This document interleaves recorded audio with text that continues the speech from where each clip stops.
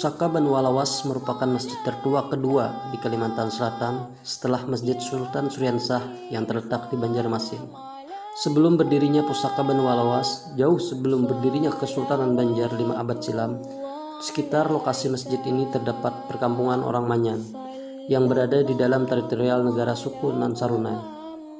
Dan pada abad ke-13, kerajaan Nan Sarunai runtuh oleh serangan kerajaan Majapahit, sehingga wilayahnya pun dibagi menjadi dua di Kalimantan Selatan dan Kalimantan Tengah.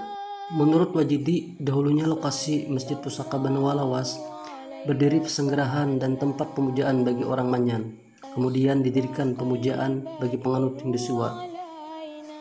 Setelah Islam berkembang, maka Masjid Pusaka menjadi sejarah Islam tumbuh di Kalimantan Selatan, khususnya di daerah Kabupaten Tabalong.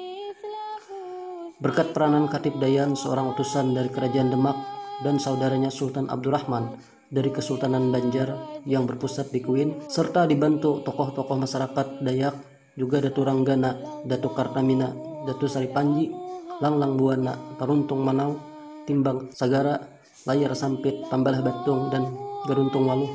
Maka pada tahun 1625 Masehi atau 1034 Hijriah dibangunlah Masjid Pusaka yang dikenal orang sebagai Masjid Pusaka Banu Walawas.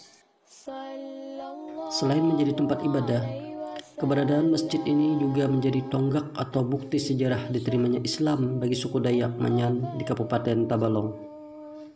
Di masjid ini juga masih tersimpan beduk asli dan petaka sepanjang 110 cm. Di teras depan Masjid Pusaka ada 2 tajau atau guci, kendati diterpa atau disengat matahari, namun 2 tajau yang usianya mencapai 400 tahun itu tak berubah warnanya. Serta di samping masjid terdapat pekuburan warga setempat sejak dahulu, dan salah satu yang mencolok adalah bangunan kubah yang merupakan makam pejuang Banjar, yaitu Penghulu Rasyid.